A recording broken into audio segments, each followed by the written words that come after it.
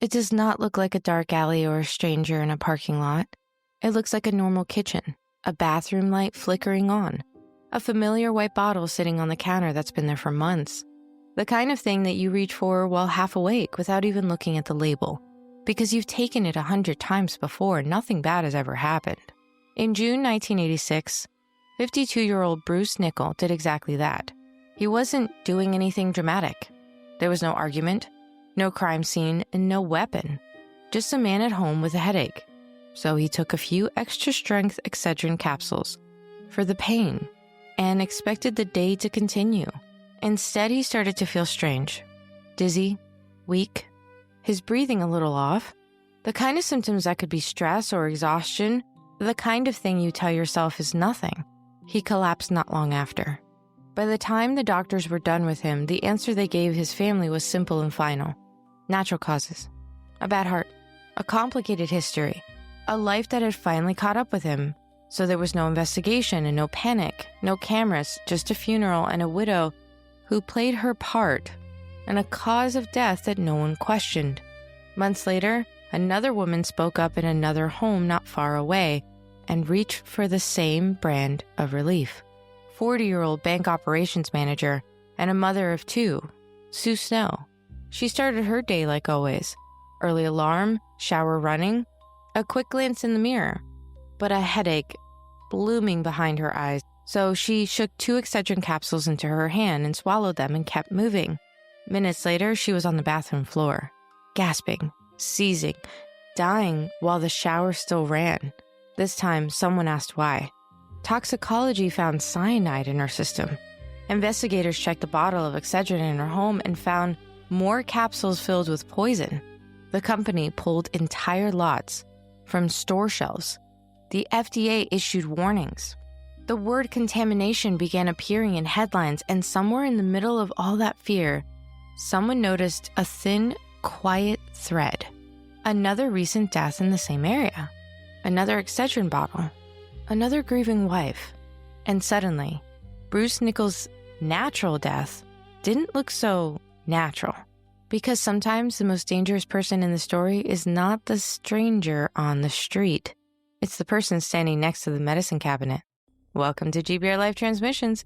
I'm Caitlin, and you're listening to GBRLIFE of Crimes, where we explore not just what happened in crimes committed by women, but why they happened and the psychology behind them.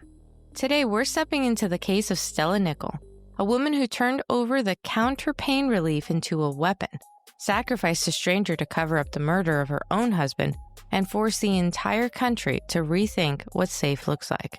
To understand what Stella eventually became, you have to go back long before the Excedrin bottles and cyanide, because no one wakes up one day and decides poisoning strangers is an acceptable solution. That kind of thing grows slowly, shaped by circumstance and reinforced by patterns.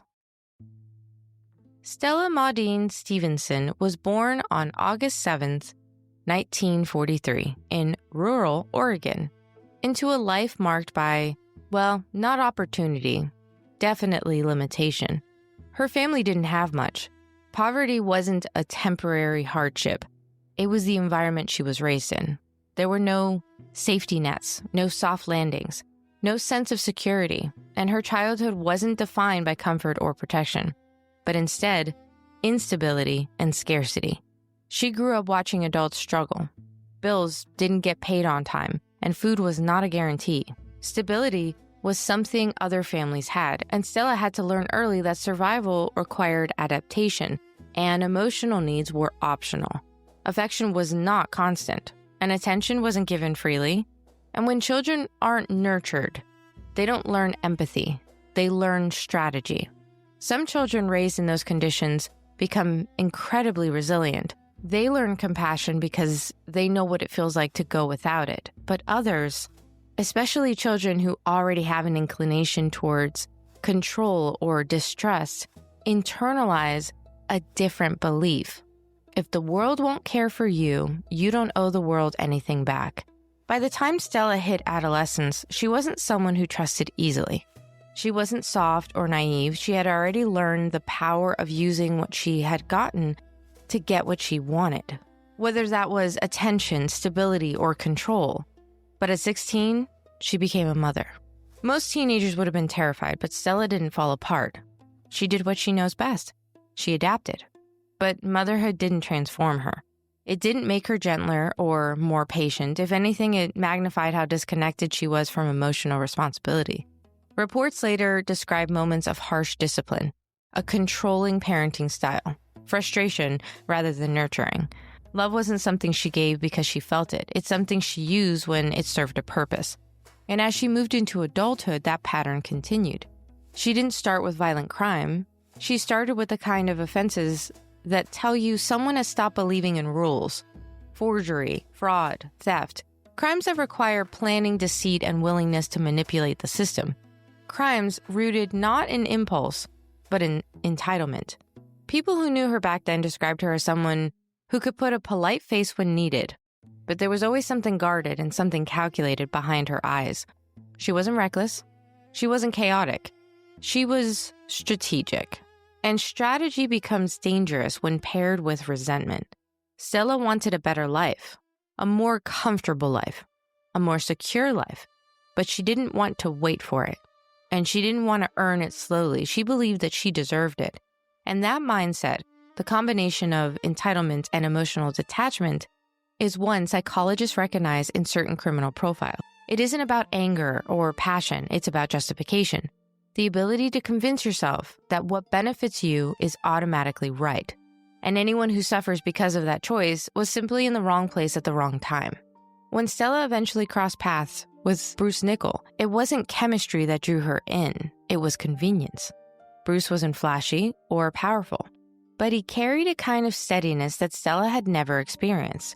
He had a predictable rhythm, work, home, a routine. And for someone raised in chaos, predictability can feel like control.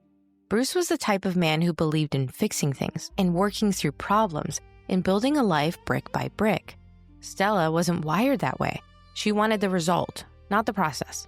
But she recognized something useful in him. He was dependable. And dependable people rarely question motives.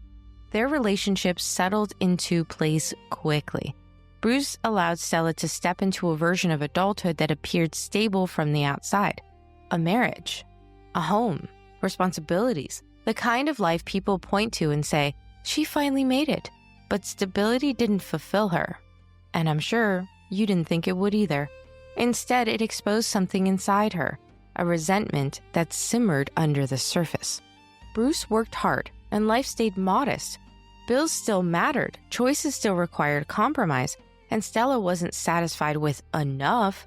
She wanted comfort without struggle, reward without effort. The life she pictured in her head never matched the one she was living. And that gap between expectation and reality became the breeding ground for motive. Bruce's attempts at self-improvement only made it worse. He quit drinking. He decided to become healthier and calmer and more focused. And most partners would have seen that as a gift, but Stella saw that as a problem. A healthy husband meant longevity, and longevity meant waiting, and waiting wasn't something she did. Somewhere between ordinary days and growing resentment, an idea rooted itself. Not loud, not sudden, but quiet and logical in her mind.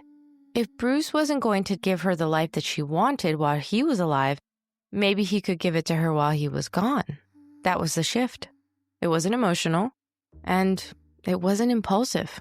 It was a decision formed not out of hate, but out of entitlement. Which is why by the time they married officially in 1976, the foundation of their relationship wasn't love. It was opportunity, resentment, and quiet calculation. Bruce struggled with alcoholism, and for years their relationship was marked by drinking, arguments, and a rhythm of dysfunction that Stella already understood. Chaos wasn't new to her, and in many ways it felt familiar. But Bruce eventually did something Stella never expected. As I said, he got better. He started that therapy, and he had quit drinking. But he was, more importantly, making plans about the future. So, Stella began planning. She quietly took out multiple insurance policies on him. Not one policy, several. Layered, structured, and carefully selected. And buried inside one of the policies was the number that changed everything. 6-figure accidental death benefit. Natural causes, well, that's a small payout. An accident, that's a fortune. And that was the moment something shifted. Not suddenly, not dramatically, but permanently. People like Stella didn't leap straight to murder. They justified their way towards it. It starts with a thought. I mean, he's gonna die one day, right? Then a justification. He lived a hard life. Maybe this is just how it ends. Then the final step. Why shouldn't I benefit from it? After everything I've been through, don't I deserve something? Once someone frames murder as entitlement instead of cruelty, reality becomes irrelevant. And in the months before Bruce died, Stella's behavior changed. She was reading library books. Not cookbooks or romance, but titles like Deadly Harvest and Human Poisoning. Her fingerprints were later found on chapters specifically about cyanide. She also started purchasing aquarium supplies, including a brand of algicide containing a compound that would later chemically match the poison found in the contaminated Excedrin capsules. These weren't hobbies. They were preparations. Meanwhile, Bruce continued living his new life, unaware that every step towards health pushed Stella closer to a decision that she already made emotionally. So I don't know if he was really going to get out of it. But one day, that plan moved from theory to reality, and Stella removed capsules from a bottle of Excedrin. She filled them with cyanide, sealed them back up, and placed them in the bottle exactly where Bruce would reach without suspicion. There was no dramatic moment. There was no argument. There was no threat. Just a bottle, a headache, and a man who trusted his wife enough not to question the medicine handed to him or left on the counter. Bruce swallowed the capsules, and while his body started failing, Stella didn't panic, and she didn't call sooner than necessary. She didn't hover like a terrified spouse. She watched symptoms that she already expected. The dizziness, confusion, the collapse.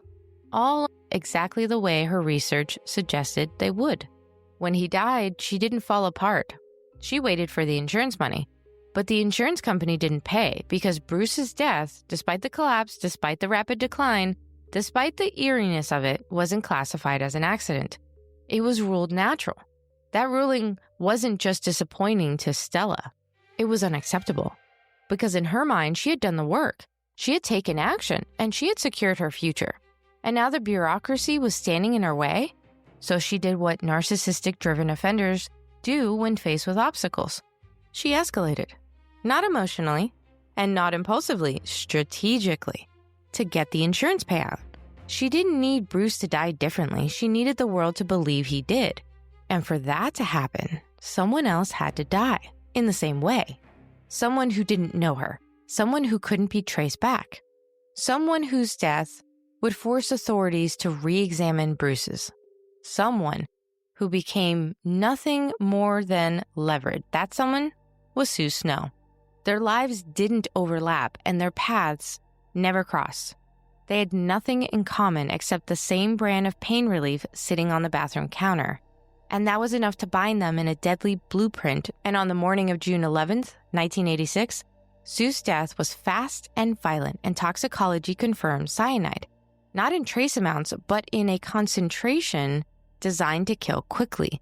And the moment that detail reached investigators, nothing about Bruce's death was allowed to stay quiet anymore. Suddenly, the question wasn't what killed Sue, it was who took Excedrin.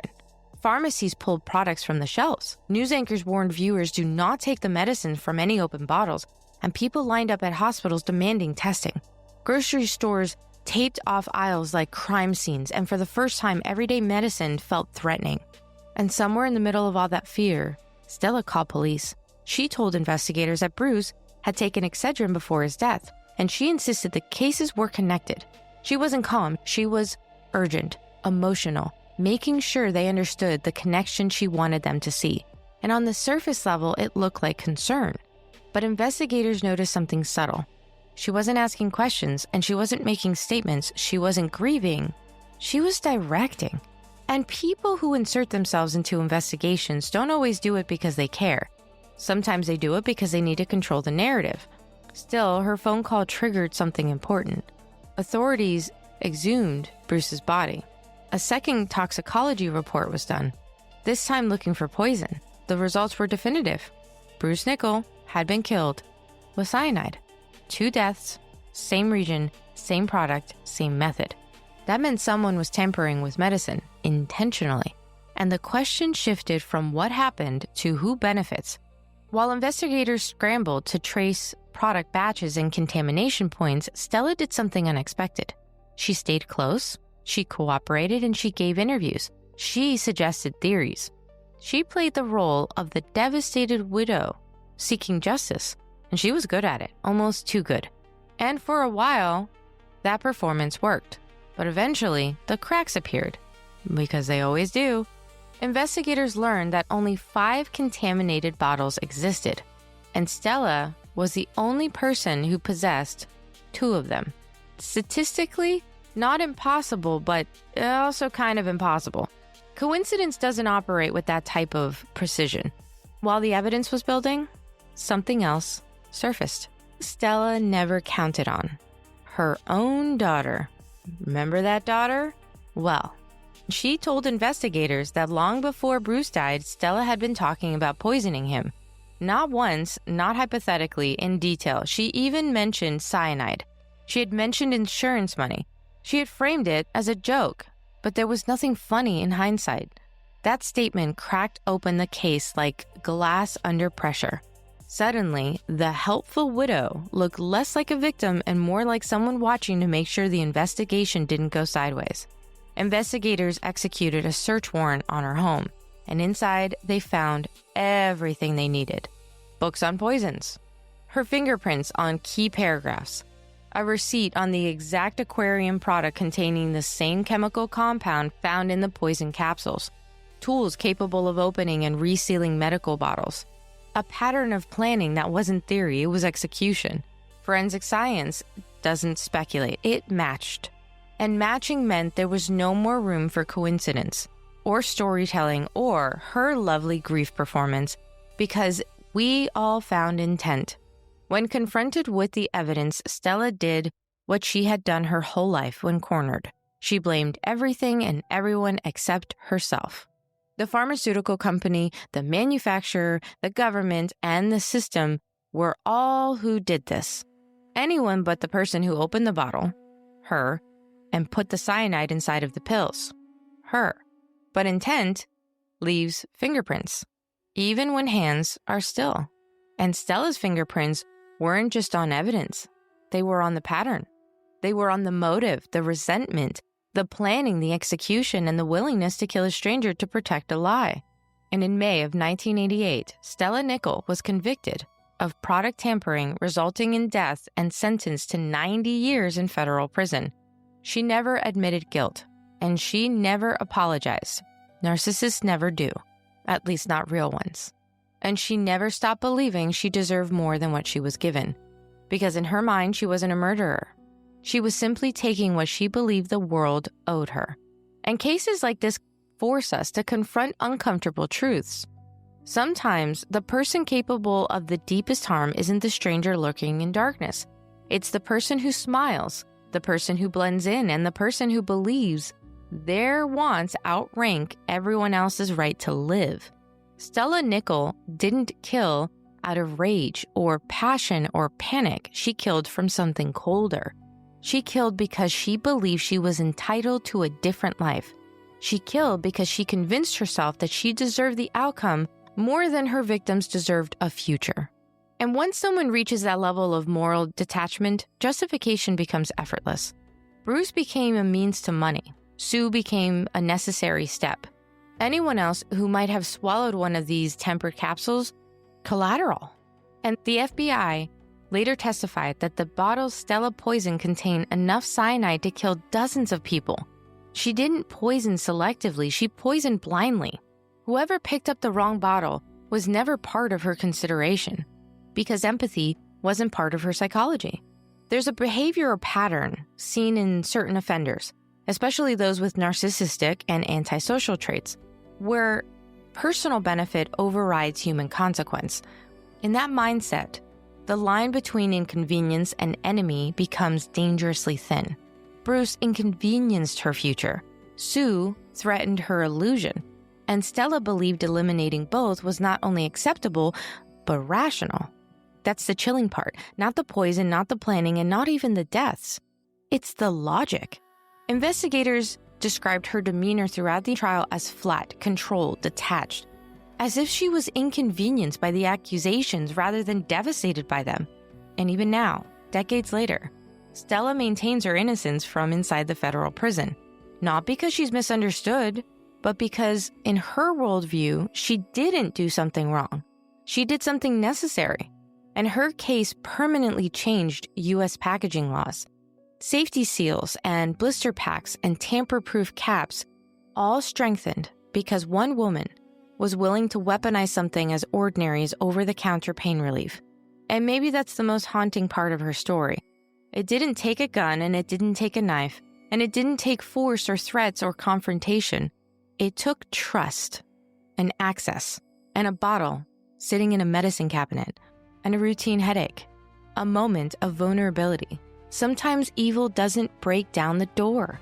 Sometimes it waits quietly right where you feel safe. This has been GBRLIFE of Crimes, part of GBRLIFE Transmissions, and I'm Caitlin, reminding you that understanding the darkness helps us appreciate the light. Join me next time as we uncover another case that challenges everything we thought we knew about the criminal mind.